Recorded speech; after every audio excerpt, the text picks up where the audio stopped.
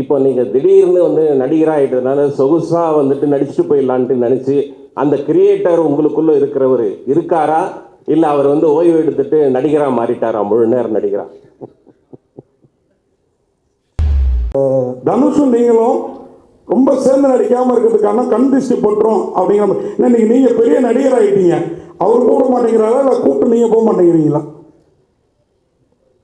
ஒரு ஆரியன் வந்து திராவிடர்களுக்கு எதிரான படமா அது? ஆரியன் வந்து திராவிடர்களுக்கு எதிரான படமான்னு கேட்டாங்க. திராவிடர்கள் கொண்டாடுற படமா இருக்குமா ஆரியன்? ஏன்னா இங்கே ஒரு இது போயிட்டு இருக்கு, அதனால தான் கேட்குறோம். ஹிந்தி வேர்ஷன் வந்து பண்ணும்போது தான் அமீர் சார் வந்து கதை கேட்டுட்டு ஹிந்தி வேர்ஷனும் பண்ணலான்னு சொன்னார். அண்ட் அவர் கதை கேட்டு முடிச்ச உடனே நான் தான் அவர்கிட்ட கேட்டேன், சார் நீங்கள் இருந்தால் இப்படி அப்படின்ட்டு. அந்த போலீஸ் வேற, ராட்சசன் போலீஸ் வேற, இந்த போலீஸ் வேற. பட் அப்போ நான் அப்பா கிட்ட கேட்டேன், இந்த மாதிரி ஒரு விஷயம் இருந்தால் நீங்கள் என்ன பண்ணுவீங்க? ஏன்னா எனக்கு தோணுச்சு, ஹீரோயின் வந்து முத்தக்காட்சி வேணும்னு சொன்னால் ஒரு ஆக்டர் வந்தால் மாற்றிடுவாங்க. நீங்கள் ஏன் அது மாற்றலை, என்ன பண்ணீங்க? முத்தக்காட்சிகள் வேணான்னு சொன்னோன்னே நீங்கள் ஒத்துக்கிட்டீங்க அவங்க ஒரு புது ஹீரோயினுக்காக. இப்போ நீங்களே வந்து ஒரு டேரக்டர் வந்து முத்தக்காட்சி கம்பல்சரி வைக்கணும் ஒரு நல்ல ஹீரோயின் சொல்லும் போது அவங்க வேணான்னு சொன்னால் நீங்கள் என்ன ரியாக்ட் பண்ணியிருப்பீங்க? எனக்கு யாருமே சினி இண்டஸ்ட்ரியில் ஹெல்ப் பண்ணுறதில்லை, நான் தனியாக வளர்ந்தேன், நடிகர்கள் ஹெல்ப் பண்ணலன்னு ரொம்ப உருக்கமாக சொல்லியிருக்கீங்க. ஏன் ஹெல்ப் பண்ண மாட்டேங்காங்க, என்ன காரணம்? இப்போ யாராவது ஹெல்ப் பண்ணுறாங்களா?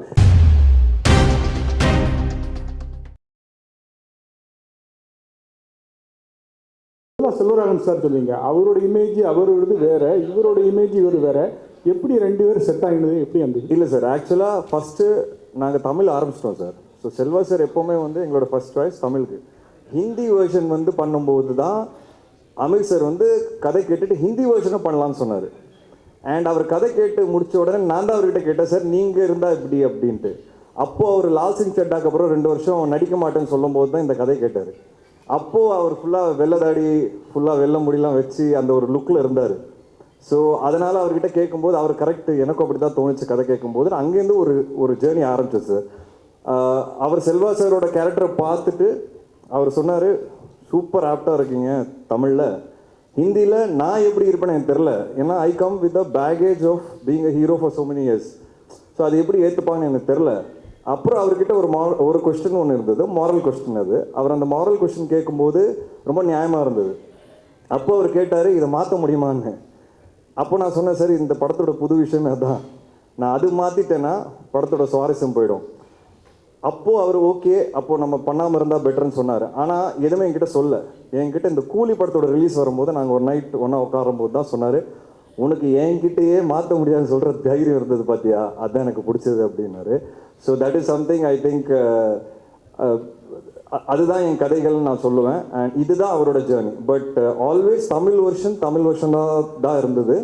அது வேறு லாங்குவேஜ் கொண்டு போகலான்னு சொல்லி தான் சைமல்டேனியஸாக ஷூட் பண்ணலான்னு அந்த வெயிட்டிங் பீரியடில் தான் எங்களுக்கு அந்த ஐடியா வந்தது. ஸோ மற்றபடி ஒன்றும் இல்லை sir. Correct sir. Tamil Aryan வந்து திராவிடர்களுக்கு எதிரான படமா அது? இல்லை சார், இட்ஸ் அந்த ஒரு கான்டெக்ஸ்டே இல்லை sir. Like you said, it could be a name. We are just putting it forward as a name, ஒரு பேராக தான் வச்சுருக்கேன் sir, nothing more to it. Sir தமிழில் பேசுவீங்களா? ஆமாம், தமிழ் படம் எடுத்துருக்கீங்க, இப்போ தமிழில் பேசுங்களா ஆடியன்ஸ்? கண்டிப்பாக சார், கண்டிப்பாக பேசலாம். செல்வராகவன் சார், எல்லா படத்துலையுமே வில்லனாகவே வந்துட்டு இருக்கீங்க, நல்ல வேஷம் எப்போ எதிர்பார்க்குறது? இதில் என்ன வில்லன், இதில் என்ன, இது எல்லாம் கேரக்டர்ஸ் தான்.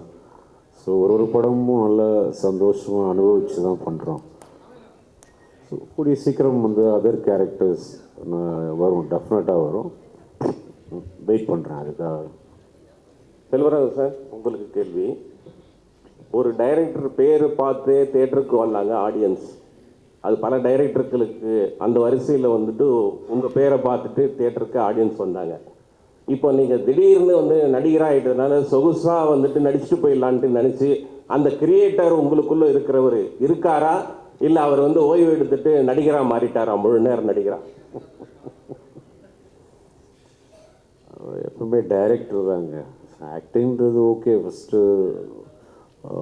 சானிக் ஆயுதம் ரொம்ப ஃபோர்ஸ் பண்ணி என் ஃப்ரெண்டு அவர் டைரக்டர் எல்லாம் பண்ணதால் தானே பண்ணே தவிர, ப்ளஸ் எனக்கு ஒரு கேள்வி இருந்துகிட்டே இருந்தது, ஒரு ஆக்டிங் கஷ்டமா இல்லை டைரக்டிங் கஷ்டமா அப்படின்ட்டு. ஓ சரி இது பார்க்கலாம் நடித்து பார்த்தா தான் தெரியும் போல இருக்குது அப்படின்னு பார்த்தோன்னே ஒரு 5-6 நாள் ஷூட்டிங் கழிச்சு அட கடவுளே ஆக்டிங்னா இவ்வளோ ரெஸ்பான்சிபிலிட்டிஸ் இருக்கா, கையை பார்த்துக்கணும், காலை பார்த்துக்கணும், மூஞ்சியை பார்த்துக்கணும், அங்கே பார்த்துக்கணும், இங்கே பார்த்துக்கணும், நம்ம பாட்டுக்கு ஒரு கிரிஞ்சு நம்ம ஒரு படம் எடுக்கிறது வேறு. பட் ஆக்டிங்லாம் அப்படி வந்து பட்டிட முடியாது. ஸோ ரொம்ப யோசித்து அதெல்லாம் பண்ணணும் வந்து. ஸோ கிடைச்சது ரொம்ப சந்தோஷம். கிருஷ்ணன் சார் நீங்கள் இந்த போலீஸ் அதிகாரி கேரக்டர் பண்ணுறீங்களா, அது யாரை முன்னோட்டமாக வச்சுட்டு பண்ணுறீங்க, யாரை முன்மாதிரியாக எடுத்துக்கிட்டு பண்ணுறீங்க? இல்லை சார், ஒவ்வொரு கேரக்டர் வித்தியாசமான கேரக்டர் பண்ணுறதுல எனக்குள்ள நீர் கூட்டம்லேயும் போலீஸ் தான் கடைசியில். அந்த போலீஸ் வேற, ராட்சசன் போலீஸ் வேற, இந்த போலீஸ் வேற. பட் ஒரு போலீஸ் ஒரு ஜென்டர் ஒரு பாடி லாங்குவேஜ் இருக்கும். அதை நான் சின்ன வயசுலேருந்து வீட்டிலே பார்த்துருக்கேன். ஸோ எங்கள் அப்பா தான் சார் எனக்கு ஒவ்வொரு கேரக்டர் அப்ரோச் பண்ணும்போது அவர்களோட பாடி லாங்குவேஜ் ஒன்று இருந்ததில்ல சில விஷயங்களில். எல்லா படங்களில் எல்லா இடத்துலையும் அப்ளை பண்ண முடியாது. அண்ட் அப்பா கிட்ட டிஸ்கஸ் பண்ணுவேன், இந்த மாதிரி ஒரு கேஸ் இருந்தால் நீங்கள் என்ன பண்ணுவீங்க. உண்மையாக சொல்லணும்னா ஆரியன் வந்து ஒரு டிஃப்ரெண்ட்டான ஸ்டோரி நாங்கள் சொல்லிகிட்டே இருக்கோம், அதை நீங்கள் பார்க்கும்போது புரிஞ்சுப்பீங்க. அப்போ நான் அப்பா கிட்ட கேட்டேன், இந்த மாதிரி ஒரு விஷயம் இருந்தால் நீங்கள் என்ன பண்ணுவீங்க. ஏன்னா எனக்கு தோணுச்சு படத்தில் பிகினிங்கில் போலீஸால் ஒன்றும் பண்ண முடியாது அப்படின்னு கதை கேட்கும்போது ஒன்றுமே பண்ணலையா போலீஸ்னு எனக்கு தோணுச்சு. அப்போ அப்பா கிட்ட கேட்கும்போது நீங்கள் உண்மையாகவே இந்த இன்சிடென்ட் இந்த மாதிரி ஏதாவது நடந்ததுன்னா நீங்கள் என்ன பண்ணியிருப்பீங்கன்னு கேட்கும்போது கண்டிப்பாக ஒன்றும் பண்ணியிருக்க முடியாது, வெயிட் தான் பண்ணியிருந்துருக்கணும் அப்படின்னு ஒரு மேட்டர் சொன்னார். அப்போ எனக்கு நம்பிக்கை வந்துருச்சு, ஓகே இந்த கதை கரெக்டான கதைன்னு. ஸோ இந்த மாதிரியான சில விஷயங்கள் நான் அப்பாவோட டிஸ்கஸ் பண்ணுவேன். My question to Shraddha. Shraddha, you are the most overwhelming actress in the industry and you have the ability to fit in any character. You have a penchant to do all kinds of roles, but personally I feel you have a strong liking to fill in the crime subjects. Any particular reason for that? And you are doing a great job on that.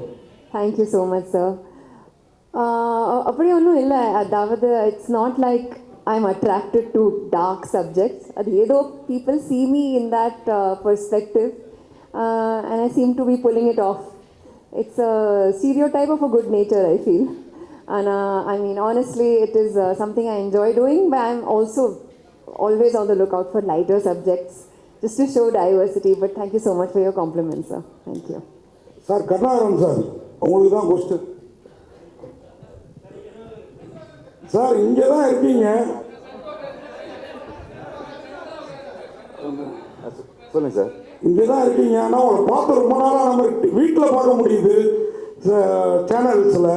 அதனால தான் சினிமாவில் கேட்பேன். ஏன்னா நீங்கள் ஒரு நல்ல நடிகர், என்ன சொல்ல போனால் ஹீரோவுக்கு ஈக்குவலான நடிகர் நீங்கள், எந்த ஹீரோவாக இருந்தாலும். ஏன் சினிமாவில் ஒரு கேப் விட்டு வச்சுருக்கீங்க இப்போ? இல்லை சார், அது நானாக எதுவும் பிளான் பண்ணல சார், அதுவாக உங்களுக்கு தெரியும். ஆக்சுவலாக என்ன சொல்லணும்னா உண்மையை சொல்லிடுறேன். இப்போ கேட்டிருக்கீங்க, என்னோடய ஃபஸ்ட்டு ரிலீஸ் கலகலப்பு, அதுக்கப்புறம் பார்த்தீங்கன்னா பீஸா, சூதுகோவம், ஜெகர்தண்டா, இன்டர்நெட் நாளை, யாமருக்க பயமே.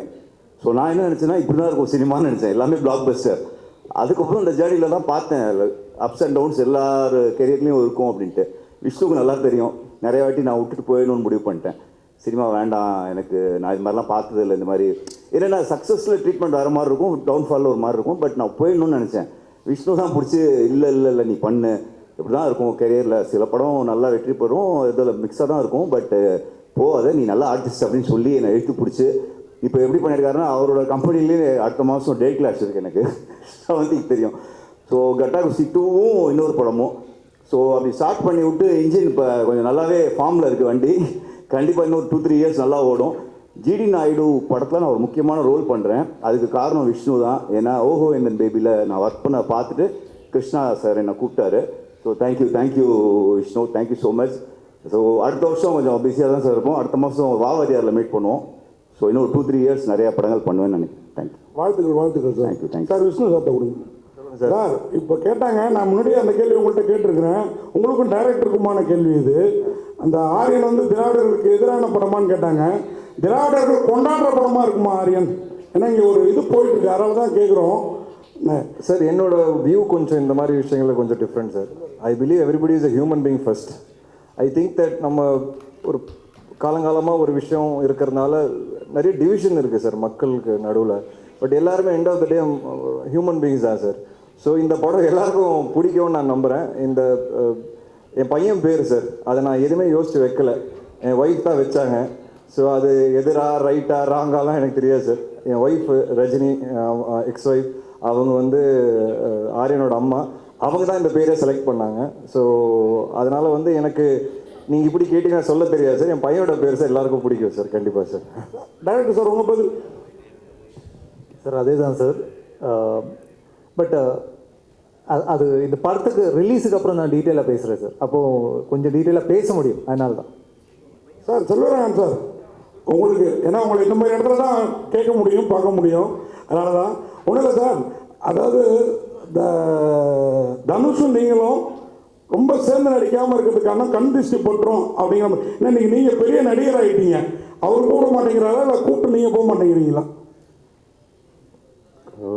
ஒரு படம் தாங்க கூப்பிட்டாரு, அதுக்கப்புறம் கூப்பிடவே மாட்டேங்கிறாரு. நானும் பார்க்கும்போதெல்லாம் சொல்கிறேன், ஏதாவது ஒரு படம் சொல்லுங்கள் தான். அதை நீங்கள் அவர்கிட்ட தான் கேட்கணும், ஏன் கூப்பிட மாட்டேங்கிறாருன்னு. விஷ்ணு சார், சார் இப்போ முத்த காட்சிகள் வேணான்னு சொன்னீங்க, அதுக்கு நீங்கள் ஒத்துக்குறீங்க. ஆனால் வந்து ஒரு நல்ல ஒரு ஹீரோயின் வந்து முத்த காட்சி வேணான்னு சொன்னால் ஒரு ஆக்டர் வந்தால் மாற்றிடுவாங்க. நீங்கள் ஏன் அது மாற்றலை, என்ன பண்ணீங்க? முத்த காட்சிகள் வேணான்னு சொன்னோன்னே நீங்கள் ஒத்துக்கிட்டீங்க, அவங்க ஒரு புது ஹீரோயினுக்காக. இப்போ நீங்களே வந்து ஒரு டேரக்டர் வந்து முத்த காட்சி கம்பல்சரி வைக்கணும் ஒரு நல்ல ஹீரோயின் சொல்லும் போது அவங்க வேணான்னு சொன்னால் நீங்கள் என்ன ரியாக்ட் பண்ணியிருப்பீங்க? இல்லை சார், இந்த டைமில் வந்து நான் டைரக்டர்கிட்ட பேசிக்கோங்கன்னு சொல்லியிருப்பேன். இதில் என்னென்னா சார், இதுக்கு ஒரு சில படங்களுக்கு ஒரு சில விஷயங்கள் தேவைப்படும் சார், சில விஷயம் கண்டிப்பாக தேவைப்படாது. அது ஒரு எக்ஸ்ட்ரா எலிமெண்ட் தான். இந்த படம் பொறுத்த வரைக்கும் எங்களுக்கு அது ஒரு எக்ஸ்ட்ரா எலிமெண்ட்டாக தான் இருந்தது தவிர்த்து இந்த படம் அது இருந்தால் தான் ஓடும், இல்லை அது இருந்தால் தான் ஒரு ரிலேஷன்ஷிப்பை சொல்ல முடியுங்கிறது கிடையாது. அதனால் அது நானும் டைரக்டர் ஸ்பாட்லேயே பேசிட்டு டிசைட் பண்ணி இதுக்கப்புறம் அப்படி ஷூட் பண்ண வேணாம்னு நாங்கள் டிசைட் பண்ணோம். ஏன்னா அவங்களோட கரியர் கிராஃப்னு ஒன்று இருக்குது சார். அந்த கரியர் கிராஃப் அவங்களுக்கு நான் என்ன ஆசைப்படுவேன்னா சார், நம்ம படங்கள் எல்லாருமே வளரணும்னு தான் ஆசைப்படுவேன். ஸோ அந்த ஒரு விஷயம் தூக்குறதுனால அவங்க வளர போகிறாங்கன்னா ஃப்யூச்சரில் அவங்களுக்கு வேறு விதமான கேரக்டர்ஸ் வரும் அப்படின்னா அந்த ஒரு சின்ன விஷயம் பண்ணுறதுல தப்பே கிடையாது. பட் அது கண்டிப்பாக படத்துக்கு முக்கியம் அப்படின்னா நான் கண்டிப்பாக டைரக்டர் கிட்ட பேசிக்கோங்க சொல்லியிருப்பேன் சார். நாட் ராஜேஷன் புரியுது ஸ்ட்ராட்டஜி, ஆனால் குழந்தையோட வந்து அரெஸ்ட் பண்ணி உங்களுக்கு கூட்டின்னு வராங்க, அதுங்க ஸ்ட்ராட்டஜி இல்லை சார், ஸ்ட்ராட்டஜி ஒன்றும் கிடையாது. எனக்கு வந்து என் பையன் இந்த ஃபங்க்ஷனுக்கு வரணும்னு ஆசை சார், அவ்வளோதான். ஸோ அவர் எப்படி வந்தால் நல்லா இருக்கும்னு யோசித்தேன். அவர் பேரில் படம் பண்ணுறேன், ஸோ அவர் என்னை அரெஸ்ட் பண்ணி கொண்டு வந்தால் நல்லா இருக்கும்னு நினச்சேன். நான் இந்த படம் மட்டும் ஓடலான்னு உன்னை சாவடிச்சிருங்கிற அளவுக்கு தான் அதோட இன்டெரக்ட் மீனிங். அதனால் ஒரு போலீஸாக கூப்பிட்டு வந்தேன். அண்ட் என் சின்ன வயசில் என்கிட்ட ஒரு ஃபோட்டோ இருக்குது. எங்கள் அப்பா போலீஸ் ட்ரெஸ் போட்டிருப்பாரு, நான் ஒரு சின்ன வயசு போலீஸ் ட்ரெஸ் போட்டிருப்பேன். அதே ஃபோட்டோ வந்து இன்றைக்கி எடுக்கணும்னு ஆசைப்பட்றேன். என்னோட போலீஸ் ட்ரெஸ் மேலே இருக்குது, மேலே போய் அவர் இன்றைக்கி போட்டிருக்காரு. சேர்ந்து அதே மாதிரி ஒரு ஃபோட்டோ ரெப்ளிகேட் பண்ணணும்னு ஆசைப்பட்றேன். அதனால் அவர் அந்த ட்ரெஸ்ஸில் கூப்பிட்டு வந்துருக்கேன் சார். அப்புறம் அமீர் கான் வந்து நீங்கள் பேசியிருக்கீங்க. அமீர் கான் வந்து தமிழில் நடித்த உடனே ஒரு கூலி படம் வந்து ஃபெயிலியர் ஆகிடுச்சு. அவரே சொல்லியிருக்காரு ஒரு இன்டர்வியூவில், என்னை இட்டுன்னு போயிட்டு வந்து வேஸ்ட் பண்ணிட்டாங்கன்ட்டு. உங்கள்கிட்ட ஏதாவது சஜஷன் சொன்னாரா, இல்லை வந்து அதனால தான் வந்து கேன்சல் பண்ண தமிழில்? சார் அவர் அந்த மாதிரி ஒரு இன்டர்வியூ கொடுக்கவே இல்லைன்னு சொன்னார் சார். அந்த ஒரு இன்டர்வியூ நடுவில் வந்ததில்லை, அவர் எதிராக இன்டர்வியூ கொடுத்தாருன்னு அதோட ஃபோட்டோஸ் நான் எடுத்து அமிச்சேன் அவருக்கு. சரி இந்த மாதிரி இங்கே எல்லோரும் பேசிகிட்டு இருக்காங்க, இல்லை நான் பேசவே இல்லை, அந்த மாதிரி நான் உடனே கிளியர் பண்ணிடுறேன்னு சொல்லி அவர் ஒரு ப்ரெஸ் ரிலீஸ் கொடுத்தாரு. அவர் வந்து பியோர் லவ் ஆஃப் ரஜினி சருக்காக வந்து பண்ணியிருக்கிறாரு. அண்ட் அவர் ஹாப்பி தான். இப்போது வந்து நான் வந்து அங்கே நடித்ததுக்கு அந்த சீன் நான் ரஜினி சருக்காக எக்ஸ்க்ளூசிவாக வந்து பண்ணியிருக்கிறேன். I am very happy, I have nothing in my ஹார்ட்னு எனக்கு சொல்லியிருக்காரு. அண்ட் அதை வெளியவும் சொல்லிட்டாரு அவர் அங்கே நார்த் மீடியாவில். Hi. Congratulations to the whole team. Super trailer. Thank you. Can I actually ask this question to the director? So this is about the inspiration for the story. Ideally, I should be asking both of you because both of you scripted it together. Can you throw a little more light on what sparked off the idea, the amount of time that went into writing the script, and how you came up with the whole concept? So the original idea was conceived probably 10 years ago. And at that time, the idea is a little unique. And we didn't know if it could be made into a film. And then we wrote a version of it. And then we were inspired from some of the incidents that has happened. There are some real life incidents that has happened which we have taken reference to. Again, the details which I'll be happy to discuss after the release because they are key to the film. And then the actual writing process took us, the discussions took us like 2 years, wherein like me and Manu, we are going back and forth. And the actual writing process took us like something around 3 months. So, and again, what has happened is in the 2 years or the 3 years that we had been working on, there are a lot of things that have changed. Like the way the films are made, the styles, the treatment, the things, the technology, all of it has changed. So in the November version, when we went for shoot, we had made updations regarding that. So that's how the process of writing has been. Sir Vishnu Vishal சாருக்கு ஒரு கேள்வி sir. இங்கே sir sir, படத்தில் உங்களோட character பேர் வந்து அறிவுரை நம்பி அப்படின்னு இருந்துச்சு அந்த நேம் பேட்சில் பார்க்கும்போது. ரஜினி சாரோட பேர் வந்து அந்த பழைய தில்லுமுள்ளு படத்தில் வந்து அந்த அறிவுரை நம்பி இருக்கா, அதை வச்சு தான் வச்சுங்களா ரஜினி சார் கோசம் வைக்கணுமேன்றதுக்கு, இல்லைன்னா நீங்கள் யதார்த்தமாக வச்சது? இல்லை சார், நான் அது டிசைட் பண்ணல, டைரக்டர் தான் டிசைட் பண்ணார். ஸோ நீங்கள் இதை அவர்கிட்ட நான் கொடுத்துட்றேன். இப்போ டேரக்டர் சொன்னால் நல்லாயிருக்கும். So there could be some inspirations behind that name. Yes, you are probably in a right track. Yeah. Thank you. Yeah, thank you.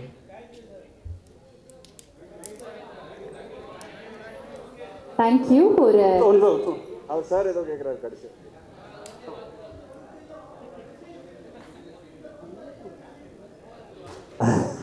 Sir கண்டிப்பாக இந்த படத்தில் இருக்கு. நான் எப்பவுமே அடிக்கடி சொல்லுவேன், I believe cinema influences the society. நான் நிறைய வாட்டி சொல்லியிருக்கிறேன்.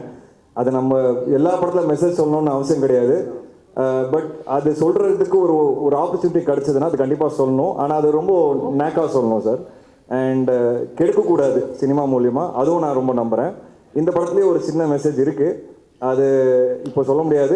நீங்கள் பார்த்து சார், இல்லை சார் இப்போ சொல்ல முடியாது, ஏன்னா அது சொல்லிட்டேன்னா உங்களுக்கு அந்த சுவாரஸ்யம் பிரேக் ஆகிடும். ஸோ அது வந்து நீங்கள் படம் பார்த்து தெரிஞ்சுட்டு கண்டிப்பாக ஒரு நல்ல மெசேஜ். விஷ்ணு சார், கடைசியாக ஒரு கேள்வி. நீங்கள் சினிமாவுக்கு வந்து ஒரு 15 வருஷம் இருக்குது, 20 படம் பண்ணிட்டீங்க. ஒரு பேட்டியில் வந்து எனக்கு யாருமே சினி இண்டஸ்ட்ரியில் ஹெல்ப் பண்ணுறதில்லை, நான் தனியாக வளர்ந்தேன், நடிகர்கள் ஹெல்ப் பண்ணலன்னு ரொம்ப உருக்கமாக சொல்லியிருக்கீங்க. ஏன் ஹெல்ப் பண்ண மாட்டேங்காங்க, என்ன காரணம்? இப்போ யாராவது ஹெல்ப் பண்ணுறாங்களா? இல்லை சார், ஹெல்ப்னு இல்லை, என்னை ரெக்கக்னைஸ் பண்ணல அப்படின்னு எனக்கு ஒரு சின்ன வருத்தம் வந்தது சார். ஏன்னா என்னோடய ஒவ்வொரு படமும் வந்து நான் ஒரு படமாக கன்வெர்ட் பண்ணுறதுக்கு 1 வருஷம் 2 வருஷம் ஆகிடுது சார். இப்போ கட்டா குஸ்தியே பார்த்தீங்கன்னா 6 ப்ரொடியூசர் மாறிடுச்சு. வேலைன்னு வந்துட்டா வெள்ளைக்காரன் 4 ப்ரொடியூசர் மாறிடுச்சு. எஃப்ஐஆர் இப்போ அவர் சொன்னார் பாருங்கள், 3 ப்ரொடியூசர் மாறிடுச்சு. ராட்சசனுக்கு அப்புறம் எனக்கு 9 படம் ட்ராப் ஆச்சு. ஐ டோன்ட் டிசர்வ் ஆல் திஸ்ன்னு சொல்ல வரேன். ஸோ அந்த வலியும் அந்த வருத்தம் எனக்கு இருக்குது. அதனால தான் சார் ஃபுல் ஃப்ளெஜ் ப்ரொடியூசராக மாறினேன். இப்போது மாறும்போது எஃப்ஐஆர் கட்டா குஸ்தி ஒரே வருஷத்தில் ஹிட்டு கொடுக்குறேன். திருப்பி வெளியே போய் படம் பண்ணலான்னு பார்த்தா 3 வருஷம் ஓடிச்சு சார். திருப்பி என் படம் திருப்பி கையில் எடுக்கும்போது தான் ஆரியன் ஒரே வருஷத்தில் திருப்பி வர ஸ்க்ரீனுக்கு. அதனால இப்போ அடுத்த 5 படம் நான் என் ப்ரொடக்ஷன் தான் பண்ணேன், வெளியே பண்ண மாட்டேன்னு நான் டிசைடே பண்ணிட்டேன் சார். இந்த ஒரு வருத்தம் தான் சார் எனக்கு. இது ஒருத்தர் மேலே இருக்குன்னு கேட்டிங்கன்னா கிடையவே கிடையாது. இது ஜென்ரலாக என்னோட ஃபீலிங், இது என்னோட வருத்தம். அப்புறம் நடிகர்கள் பற்றி நீங்கள் கேட்டீங்க, அப்படி நான் ஒன்றும் சொல்ல. பட் என்னன்னா சார், என்னோட படம் ரிலீஸ் ஆகும்போது எனக்கு ஒரு நம்ம ஒரு அட்மையர் பண்ணுற பல பேர் இருக்காங்களே சார் சினிமாவில், யாருமே கால் பண்ணி பெருசாக விஷ் பண்ணதில்லை. அந்த படம் பயங்கரமாக ஓடும். அவங்க எல்லாருமே என்னோட டேரக்டர்ஸ் கால் பண்ணிவிடுவாங்க, கால் பண்ணி மீட்டிங் கூட அரேஞ்ச் பண்ணிவிடுவாங்க. ஆனால் எனக்கு கால் வராது. அந்த மாதிரியான வருத்தங்கள் எனக்கு இருக்குது. தவிர ஏன் நமக்கு தொடர்ந்து இப்படி நடக்குது? ஏன் இப்போ நான் ஒரு படம் பார்த்தேன்னா சார், இப்போ சமீபத்தில் கூட 1-2 படங்களுக்கு நான் அவங்களுக்கு கால் பண்ணி 20 நிமிஷம் பேசியிருப்பேன். புது ஆர்டிஸ்டாக இருந்தாலும் நிறைய படங்கள் பண்ண ஆர்டிஸ்டாக இருந்தாலும் எனக்கு அந்த ஆசை. ஸோ நமக்கு என்ன தோணும்னா, நம்ம படம் ரிலீஸ் ஆகும்போது ஏன் ஒரு 4 பேர் நம்மளை கூப்பிட்டு என்கரேஜ் பண்ணால் நமக்கு ஒரு ஹாப்பினஸ் வரும்ல. அது எனக்கு நடந்ததே கிடையாது. சோஷியல் மீடியாலையும் பார்த்தீங்கன்னா ஒரு படம் பார்த்து படத்தை பற்றி பெருசாக போட்டது கிடையாது யாருமே. ஆனால் அதே டைரக்டர்ஸை படம் பார்த்துட்டு கூப்பிட்டு கதை கேட்டுறாங்க. ஸோ இந்த வழிகள் எனக்கு கொஞ்சம் கொஞ்சமாக இருக்குது சார். அது என்னன்னு எனக்கும் புரியல. So I'm just trying to figure out. ஒரு நாள் கண்டிப்பாக I will also come to a place where I get that encouragement and respect from people around. ஏன்னா சப்போர்ட் பண்ணியிருக்காங்க சார். இனிஷியலில் முண்டாஸ்பட்டி அந்த டைம்லாம் நிறைய விஷால் அண்ட் ஆர்யா வந்து ஜீவா படம் ரிலீஸ் பண்ணாங்க. பட் அது என்னன்னு தெரியல, கொஞ்சம் வருஷமாக அது நடக்கலை. எனக்கு என்னென்னு ஒன்றும் maybe I have to do better films, bigger ஃபில்ம்ஸ்ன்னு எனக்கு தோணுது சார். அதான் சார், அது டைரக்ட் ஓடிடி ஃபிலிம் சார். அதுக்காக தான் எடுத்தேன். அதனால் வந்து அதுக்காக வெயிட்டிங். அது எப்போ ஓடிடி ஸ்ட்ரைக் ஆகுதோ நான் கண்டிப்பாக டைரக்ட் ஓடிடி கொண்டு வரேன் சார். ஜிப்ரான் சார் இங்கே கொல்லாதை கொள்ளை அழகாலே அந்த பாட்டு ட்ரெண்டிங்கில் இருக்குது. இந்த பாடல் உருவான சூழல் சொல்ல முடியுமா?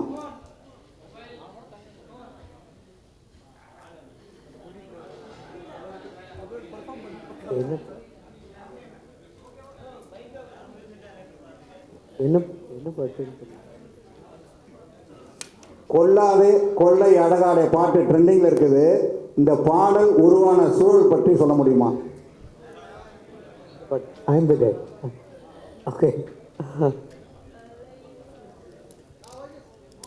ஆமாம், I am the guy. Okay. இல்லை சார், இல்லை நான் ஆக்சுவலி சீன்ஸ் பார்த்து தான் பண்ணோம். அண்ட் அது எப்படி சொல்கிறது? சரி, ஓகே. இல்லை சார், பிகாஸ் ஒரு ஃபர்ஸ்ட் லவ் பற்றி ஓகே ஹீரோ கேரக்டர் வந்து ரொம்ப சீரியஸான ஒரு கேரக்டர் அண்ட் அவரோட கேரக்டர் சேஞ்சஸ் இந்த பாட்டில் மட்டும்தான் அவர் கொஞ்சம் சிரிப்பார். ஸோ அதனால் அவருக்குள்ளே ஓகே லவ் வந்து ப்ளூம் ஆகுது அப்படிங்கிறத வச்சு தான் அந்த கான்செப்ட் பண்ணோம். ஸோ ஆக்சுவலி 2 ஆப்ஷன் கொடுத்தேன், 2மே எடுத்துக்கிட்டாங்க. ஸோ அப்படி தான் வந்துச்சு. தேங்க்யூ. ரொம்ப நன்றி ஜிப்ரான் சார்.